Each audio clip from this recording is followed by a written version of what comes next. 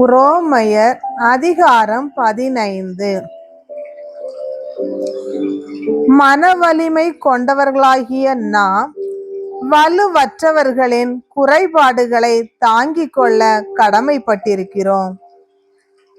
நமக்கு உகந்ததையே தேடலாகாது. அடுத்தவருடைய நன்மைக்காகவும் வளர்ச்சிக்காகவும் செயல்பட்டு அவர்களுக்கு உகந்தவர்களாக வாழுங்கள். கிறிஸ்துவும் தமக்கு உகந்ததை தேடவில்லை.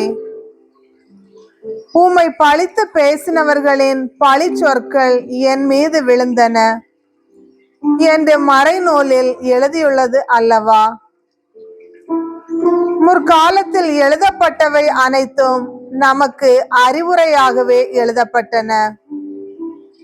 மறைநூல் தரும் மன உறுதியினாலும் ஊக்கத்தினாலும் நமக்கு எதிர்நோக்கு உண்டாகிறது. கிறிஸ்து இயேசுவின் முன்மாதிரிக்கேற்ப நீங்கள் ஒரே மனத்தினராய் இருக்குமாறு மன உறுதியையும் ஊக்கத்தையும் தரும் கடவுள் உங்களுக்கு அருள் புரிவாராக. இவ்வாறு நீங்கள் அனைவரும் ஒருமனப்பட்டு நம் ஆண்டவர் இயேசு கிறிஸ்துவின் கடவுளும் தந்தையுமானவரை ஒருவாய்ப்பட போற்றி புகழ்வீர்கள். ஆகையால் கிறிஸ்து உங்களை ஏற்றுக்கொண்டது போல நீங்களும் ஒருவரை ஒருவர் ஏற்றுக்கொள்ளுங்கள். அப்போது கடவுளை பெருமைப்படுத்துவீர்கள். என் கருத்து இதுவே. கடவுள் உண்மையுள்ளவர் என்பதை காட்டுமாறு கிறிஸ்து விருத்த சேதனம் செய்து கொண்டவர்களுக்கு தொண்டர் ஆனார். மூதாதையருக்கு தரப்பட்ட வாக்குறுதிகளை உறுதிப்படுத்தவும் பிற இனத்தார் கடவுளுடைய இரக்கத்தை பார்த்து அவரை போற்றி புகழவும் இவ்வாறு தொண்டர் ஆனார். ஆகவே பிற இனத்தாரிடையே உம்மை போற்றுவேன், உமது பெயருக்கு புகழ் மாலை சாற்றுவேன் என இதை குறித்து மறைநூலில் எழுதியுள்ளது. மேலும் வேற்றினங்களே ஆண்டவரின் மக்களோடு மகிழுங்கள் என்றும் பிற இனத்தாரே நீங்கள் அனைவரும் ஆண்டவரை போற்றுங்கள், மக்களினத்தாரே நீங்கள் அனைவரும் அவரை புகழுங்கள் என்றும் எழுதியுள்ளது அல்லவா? இன்னும் ஈசாயின் குலக்கொழுந்து ஒருவர் வருவார், மக்களினங்களை ஆளும் தலைவராய் அவர் தோன்றுவார், மக்களினங்கள் அவரையே எதிர்நோக்கி இருப்பர் என்று எசாயா கூறுகிறார். எதிர்நோக்கை தரும் கடவுள் நம்பிக்கையால் உண்டாகும் பெரும் மகிழ்ச்சியாலும் அமைதியாலும் உங்களை நிரப்புவாராக. அவ்வாறு தூய ஆவியின் வல்லமையால் நீங்கள் இன்னும் மிகுதியான எதிர்நோக்குடன் வாழ அருள் புரிவாராக. என் சகோதர சகோதரிகளே, நீங்கள் நன்னயம் நிறைந்தவர்களாயும் எல்லா அறிவும் நிரம்ப பெற்றவர்களாயும் ஒருவர் மற்றவரை அறிவுறுத்தக்கூடியவர்களாயும் இருக்கிறீர்கள் என நான் உறுதியாக நம்புகிறேன். ஆயினும் உங்களுக்கு நினைவூட்டும் வகையில் சிலவற்றை இக்கடிதத்தில் மிக துணிவோடு எழுதியுள்ளேன். நான் கடவுளின் அருளை பெற்றவன் என்பதால் தான் அவ்வாறு எழுதினேன். அந்த அருள்தான் என்னை பிற இனத்தாருக்கு பணி செய்ய கிறிஸ்து இயேசுவின் ஊழியனாக்கிற்று. பிற இனத்தார் தூய ஆவியால் அர்ப்பணிக்கப்பட்ட கடவுளுக்கு உகந்த காணிக்கையாகும்படி அவர்களுக்கு கடவுளின் நற்செய்தி அறிவிப்பதே என் குருத்துவ பணி.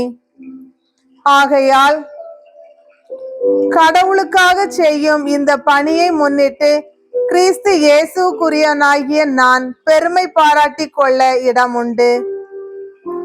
பிற இனத்தார் தமக்கு கீழ்ப்படியும் பொருட்டு கிறிஸ்து என் வழியாய் சொல்லாலும் செயலாலும் அரும் அடையாளங்கள் அருஞ்செயல்களின் வல்லமையாலும் கடவுளின் ஆவியின் வல்லமையாலும் செய்து முடித்தவற்றை தவிர வேறெதை பற்றியும் பேச நான் துணிய மாட்டேன். இவ்வாறு எருசலேம் தொடங்கி இல்லிரிக்கம் மாநிலம் வரை எங்கும் சுற்றி கிறிஸ்துவின் நற்செய்தி அறிவிக்கும் பணியை முடித்து விட்டேன். கிறிஸ்துவின் பெயரை கேள்விப்படாத இடங்களில் மட்டும் நற்செய்தி அறிவிப்பதே என் நோக்கமாய் இருந்தது. ஏனெனில் வேறொருவர் இட்ட அடித்தளத்தின் மேல் கட்டி எழுப்ப நான் விரும்பவில்லை. ஆனால் தங்களுக்கு சொல்லப்படாததை அவர்கள் காண்பர், தாங்கள் கேள்விப்படாததை அவர்கள் புரிந்து கொள்வர் என்று மறைநூலில் எழுதியுள்ளது அல்லவா? எனவேதான் நான் உங்களிடம் வர பலமுறை நினைத்தும் அது தடைப்பட்டது. ஆனால் இப்பொழுது இந்த பகுதிகளில் எனக்கு இனி வேலை இல்லை. மேலும் நான் ஸ்பெயின் நாட்டுக்கு போகும்போது உங்களை காண வர வேண்டும் என பல ஆண்டுகளாகவே ஏங்கிக் கொண்டிருந்தேன். போகும் வழியில் உங்களை கண்டு சில நாள்களேனும் உங்களோடு தங்கி மகிழ்ந்த பின்னர் என்னை அங்கிருந்து நீங்கள் வழி அனுப்பி வைப்பீர்கள் என எதிர்பார்க்கிறேன். எனினும் தற்பொழுது இறைமக்களுக்கு செய்யப்பட வேண்டிய பொருளுதவியை முன்னிட்டு எருசலேமுக்கு புறப்படுகிறேன். எருசலேமில் வாழும் ஏழை இறைமக்களுக்கு சிறிது பொருளுதவி செய்ய மாசிதோனியா, அக்காயா மாநிலத்தார் முன் வந்துள்ளனர்.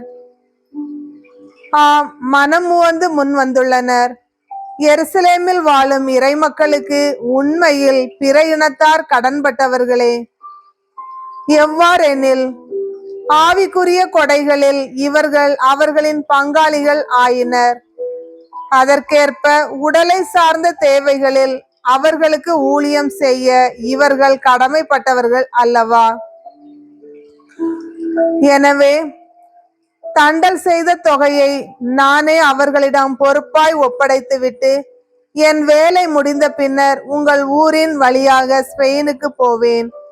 அப்போது கிறிஸ்துவின் நிறைவான அருளாசியோடு உங்களிடம் வருவேன் என்பது உறுதி. சகோதர சகோதரிகளே, நம் ஆண்டவர் இயேசு கிறிஸ்துவை முன்னிட்டும் தூய ஆவி நம் உள்ளத்தில் பொழிந்துள்ள அன்பை முன்னிட்டும் நான் உங்களை கேட்டுக்கொள்வது, எனக்காக கடவுளிடம் வேண்டி என் போராட்டத்தில் எனக்கு துணை செய்யுங்கள். யூதேயாவில் நற்செய்தியை ஏற்றுக்கொள்ளாதோரிடமிருந்து என்னை காப்பாற்றுமாறும், நான் எருசலேமில் செய்ய போகும் பொருளுதவி இறை மக்களுக்கு உகந்ததாய் இருக்குமாறும் வேண்டுங்கள். இவ்வாறு கடவுளின் திருவுளத்தால் மகிழ்ச்சியுடன் நான் உங்களிடம் வந்து ஓய்வு எடுக்க இயலுமாறு எனக்காக வேண்டிக் கொள்ளுங்கள். அமைதி தரும் கடவுள் உங்கள் அனைவரோடும் இருப்பாராக. ஆமீன். ஆண்டவரின் அருள்வாக்கு.